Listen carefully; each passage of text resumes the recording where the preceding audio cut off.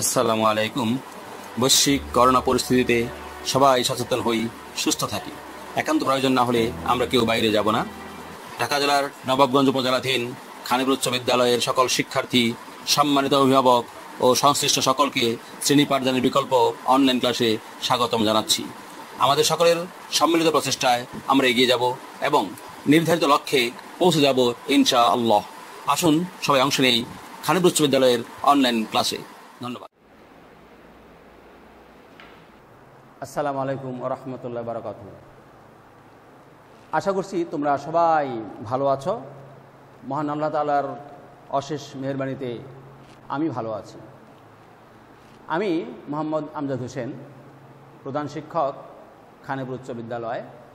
তোমাদের সাথে কিছু সময় কাটাবো। আজ আমি বাংলা দ্বিতীয় পত্রের একটা ক্লাস নেব। এটা ষষ্ঠ থেকে দশম শ্রেণীর সকলের জন্যই প্রযোজ্য। আমি যে ক্লাসটা নেব তা হচ্ছে ভাব সম্প্রসারণ। আর এই ভাব সম্প্রসারণ ষষ্ঠ থেকে দশম শ্রেণী সকলের জন্যই প্রযোজ্য। ষষ্ঠ, সপ্তম, অষ্টম এই তিন শ্রেণীতে ভাব সম্প্রসারণের জন্য বরাদ্দকৃত নাম্বার 5, কিন্তু নবম এবং দশম শ্রেণীতে ভাব সম্প্রসারণের জন্য বরাদ্দকৃত নাম্বার হচ্ছে 10। তো আমরা আজকে যা দেখব, তার আগে বলে রাখি জেএসসি পরীক্ষা কিন্তু আবার ভাব সম্প্রসারণের একটা অথবা থাকে, অর্থাৎ একটা অপশন থাকে, তা হচ্ছে অনুচ্ছেদ রচনা। অনুচ্ছেদ অথবা ভাব সম্প্রসারণ যে কোনো একটাতে উত্তর করলে চলবে, কিন্তু অন্য শ্রেণীতে তা কিন্তু নয়। সেখানে ভাব সম্প্রসারণেরই বিকল্প হয়তো আরেকটা ভাব সম্প্রসারণ থাকবে, অর্থাৎ উত্তর তোমাকে ভাব সম্প্রসারণ করতেই হবে। আজকে আমরা শিখব ভাব সম্প্রসারণ। এই পাঠ থেকে আমরা যা শিখতে পারবো তা হলো ভাব সম্প্রসারণ কি। আমরা যা শিখতে পারবো তা হচ্ছে 1 নম্বরে শিখতে পারবো, জানতে পারবো ভাব সম্প্রসারণ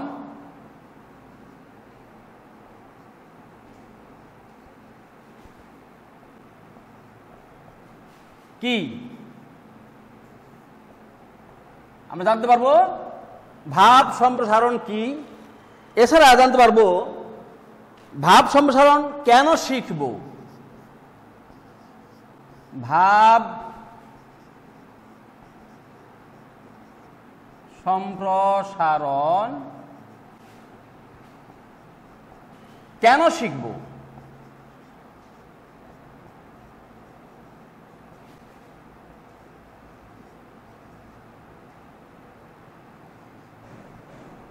আমরা যে কাজই যখনই যে কাজ করি না কেন একটা উদ্দেশ্য নিয়েই তো করি। উদ্দেশ্যহীন কাজ তো আর কাজ নয়। যেহেতু আমরা শিখতে হবে, তো এটি শেখার উদ্দেশ্যটা কি? প্রথমত আমরা জানতে পারবো ভাব সম্প্রসারণ কি, দ্বিতীয়ত জানতে পারবো ভাব সম্প্রসারণ কেন শিখব। এছাড়া আমরা যদি ভাব সম্প্রসারণ করি যেন তেনভাবে করলে তো হবে না। আমরা আজকের এই পড়া থেকে জানতে পারবো কিভাবে ভাব সম্প্রসারণ শিখব, কিভাবে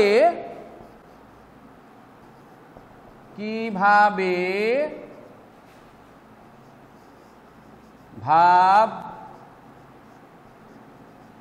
সম্প্রসারণ লিখব। শিখব, ঠিক আছে, শিখে কি কাজে লাগাবো?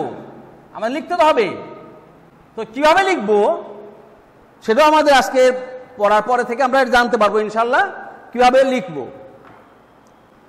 তাহলে শিক্ষার্থী বন্ধুরা, প্রথমে আমরা শিখি কিভাবে ভাব সম্প্রসারণ কি। প্রথমে জেনে নিই ভাব সম্প্রসারণ কি।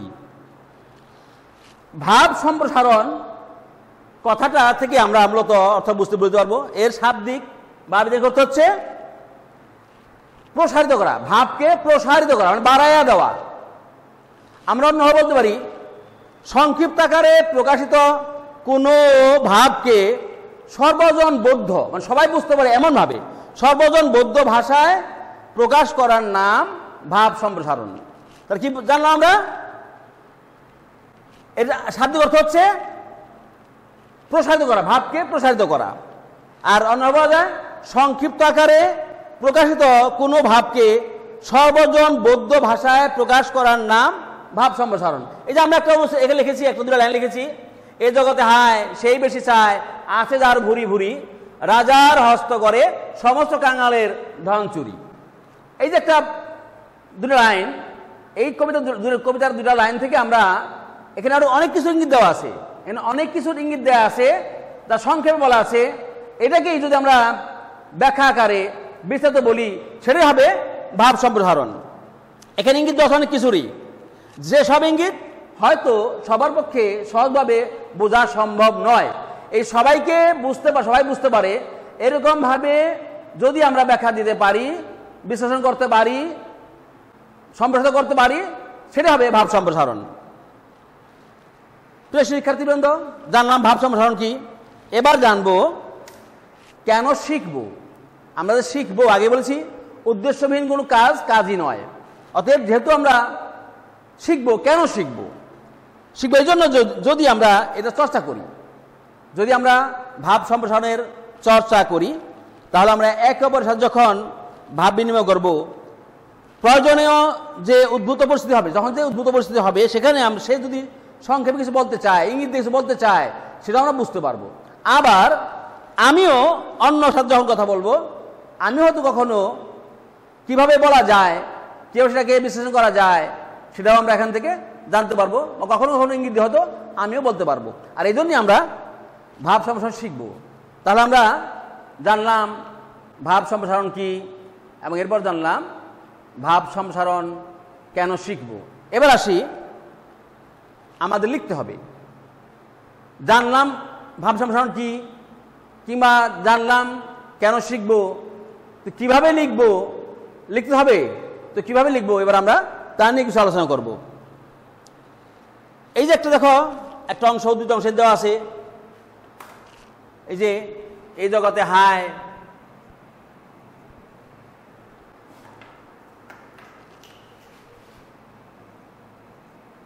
সেই বেশি চায়, আছে যার ভুরি ভুরি, রাজার হস্ত করে সমস্ত কাঙালের ধন চুরি। এই যে দুটা লাইন,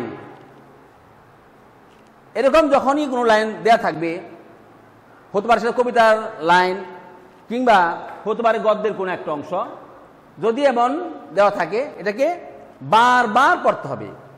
একবার দুইবার নয়, প্রয়োজনে একাধিকবার, দুইবার ততোধিকবার এটাকে মনোযোগ সহকারে পড়তে হবে, এবং সেটা বোঝার চেষ্টা করতে হবে এখানে কি ইঙ্গিত দেয়া আছে, উদ্ধৃত অংশে কি ইঙ্গিত দেয়া আছে সেটা বোঝার চেষ্টা করতে হবে, সংকেতটা কি আছে খুঁজতে হবে, এবং বুঝতে পারলেই যে একটা মূল ভাব তুমি পাবে, সেই মূল ভাবটাকে প্রসারিত করে দাও, এটা বিশ্লেষণ করে দাও, তাহলেই হয়ে যাবে ভাব সম্প্রসারণ। এছাড়া কি করতে পারো? 2 নম্বর হচ্ছে, উদ্ধৃত অংশে অজানা বা অপরিচিত কোনো শব্দের সম্মুখীন হলে অভিধান থেকে তার অর্থ জেনে নেওয়া উচিত, নতুবা সঠিক সম্প্রসারণ নাও হতে পারে। এই ধরো এখানে যে কতগুলো কথা আছে, জগৎ, আমরা সচরাচর শব্দটা ব্যবহার করি না, বা হয়তো জানতে পারো, আবার হয়তো কেউ জানোও না। না জানোরা তাদের জন্য বলছি, জগৎ মানে পৃথিবী। ভুরি ভরি মানে কি? ভুরি ভুরি। আর অনেক সময় আমরা কারো যদি পেট বড় হয় তাকে ভুরি বলে থাকি, ঠিক এখানে ভুরিটা আসলে ওইরকম নয়, প্রচুর যারা আছে, অনেক, এখানে ভুরি বলতে বলছে যে অনেক যারা আছে, প্রচুর যারা আছে, তাকে বলা হয়েছে যে এ জগতে হায় সেই বেশি চায়, আছে যার ভুরি ভুরি, যার অনেক আছে। এখানে ভুরি বলতে অনেক বোঝানো হয়েছে। আর কি? রাজার হস্ত করে সমস্ত কাঙালের ধন চুরি। রাজাকে, আমাদের বর্তমানে রাজতন্ত্র নাই, গণতান্ত্রিক দেশ আমাদের, এখানে রাজা নাই, বাদশা নাই, কিন্তু রাজা বলতে শুধু ওই সৌদির বাদশাহ ফাহাদ, কিংবা কোন দেশের হয়তো রাজা এখনো আছে, সেই রাজাকে বোঝানো হয় নাই, শুধু তাকে বোঝানো হয় নাই। এমন নয় যে সৌদির বাদশাহ বা রাজা সেই সমস্ত কাঙালের ধন চুরি করতেছে, তা নয়। এখানে রাজা বলতে যারা বড়, যাদের অনেক আছে, তাদেরকে বোঝানো হয়েছে। অর্থাৎ এটা এটা একটা ইঙ্গিত, এটা একটা ইঙ্গিত। এরপরে কি বলছে? সমস্ত কাঙ্গাল, কাঙ্গাল মানে কি? কাঙ্গালের ধন চুরি, কাঙ্গালের ধন চুরি করে, কাঙ্গাল মানে কি? অর্থাৎ তার কিন্তু এমন কিছু নাই, যা আছে তার অল্প, সেটাই চুরি করে নেয় বড়রা। এখানে এই কথাগুলোর ইঙ্গিত দেওয়া হয়েছে। তাহলে এটা যদি তুমি কোনো শব্দের অর্থ যদি না জানো, তোমার যদি অপরিচিত মনে হয়, সেটা হয়তো আমি এখন বলে দিলাম, কিন্তু এমন অনেক শব্দ সামনে তুমি পাবে, হয়তো সেখানে কোনো শিক্ষক কাছে পাবে না, সামনে পাবে না, সেই সময়ে তুমি একটা অভিধান, বাংলা অভিধান, বাংলা টু বাংলা অভিধান পাওয়া যায়, সেই অভিধান থেকে দেখে নিতে পারো। এরপর কি প্রশ্ন আসতে পারে, ভাব তো সম্প্রসারণ করব, কত বড় করব? সেটি 2 পৃষ্ঠা, 3 পৃষ্ঠা, 5 পৃষ্ঠা লিখবো, না কতটুকু লিখবো, নাকি 2-4 লাইনে শেষ করব? না, এর যদিও গদ বাধা কোনো নিয়ম নাই, কোনো বাধা ধরা নিয়ম নাই, তা সত্ত্বেও সাধারণত 10 থেকে 15 বাক্যের মধ্যেই ভাব সম্প্রসারণ শেষ করতে হয়। মোটামুটি 10 বাক্য লেখো কম হলেও, আর যদি বেশি লিখতে চাও তাহলে সর্বোচ্চ 15 বাক্যের মধ্যে শেষ করতে পারো। তাহলে বোঝা গেল কি 10 থেকে 15 বাক্যের মধ্যেই যদি আমরা বিশ্লেষণ করি তাহলে সেটা যথার্থ ভাব সম্প্রসারণ হবে। আরেকটা বিষয়, মনে কিছু আসতেছে না, ওই এক কথা বারবার লিখলাম, এক বাক্য বারবার লিখলাম, 10টা 12টা বানাইলাম, তাহলে কিন্তু হবে না। আমাদের এটাও খেয়াল রাখতে হবে, একই কথা, একই বাক্য, একই শব্দ বারবার ব্যবহার না করি। আমরা বারবার যদি একই জিনিস লিখি তাহলে কিন্তু সেটাও সত্যিকার অর্থে ভাব সম্প্রসারণ হবে না। কিংবা এমন করি, লিখতে লিখতে কোথায় কি লিখতেছিলাম, কোথায় কি লিখতে গেলাম, এমন হবে না। ভাবেরও ব্যাখ্যা করানো যাবে না। যে ভাবটা দিয়ে শুরু হয়েছে, যে ভাব এখানে বোঝানো হয়েছে, সে ভাবও তোমার ঠিক রাখতে হবে। তারপরে তুমি 15 লাইন লেখো, এমন নয় লিখতে লিখতে কি লিখলাম খবর নাই, 15 লাইন লিখলাম, তাহলেও কিন্তু আসলে ভাব সম্প্রসারণ হবে না। আর কি, যদি কোনো রূপক থাকে উদ্দংশে বা উপমা থাকে, তাহলে সেই উপমা বা রূপকের, এই যে আমি বলছিলাম রাজা, এখানে কিন্তু রূপক উপমা অর্থে বোঝানো হয়েছে। কাঙ্গাল ঠিক তাই, এখানে শুধুমাত্র রূপক অর্থে বোঝানো হয়েছে। কাঙ্গাল মানে এই নয় যে শুধু ভিক্ষা করে সেই, আর রাজা মানে সেই নয় যে যে দেশের রাষ্ট্রযন্ত্র আছে সেই দেশের যিনি প্রধান তিনি, বরং এখানে এটাও একটা রূপক অর্থ, এখানেও কাঙ্গালটা রূপক হিসেবে ব্যবহার করা হয়েছে। অর্থাৎ এগুলো আমাদের খেয়াল করতে হবে, এবং খেয়াল করে এগুলো ভাবগুলো ভালোভাবে ফুটিয়ে তুলতে হবে। আরেকটা বিষয় হচ্ছে, ভাব সম্প্রসারণ লিখতে কোনো শিরোনাম দেওয়ার প্রয়োজন নাই। আমরা কবিতার শিরোনাম থাকে দেখি, কিংবা রচনা যদি লিখি সেখানে শিরোনাম দেই, বা কোনো অনুষ্ঠান লিখলে সেখানেও শিরোনাম দেই, কিন্তু ভাব সম্প্রসারণে কোনো শিরোনামের প্রয়োজন নাই। আমরা কোনো শিরোনাম এখানে ব্যবহার করব না। তো প্রিয় শিক্ষার্থীবৃন্দ, আমি যা এখন বললাম তোমাদের একটু আমি তা আবার দেখিয়ে দিই। এত সব লেখা আমার পক্ষে সম্ভব নয়, বোর্ডে সময় অনেক বেশি লাগবে, সেই কারণে আমি তোমাদের দেখে দিচ্ছি, তোমরা একটু দেখে নাও। আমি যে নিয়মগুলো উদ্ঘাটন করেছি, নিয়মগুলো তোমরা দেখো, এই নিয়মগুলো ফলো করলে আশা করতেছি তোমাদের ভালো ভাবে তোমরা ভাব সম্প্রসারণ লিখতে পারবে। এখানে আছে 5টা, এরপর আরেকটা লাইন আমার এখানে আছে, আরেকটা নিয়ম আছে এখানে, যা এই দেখো, এটাও তোমাদের একটু দেখে নিতে পারো, যাতে করে তোমরা ভবিষ্যতে কাজে লাগাতে পারবে।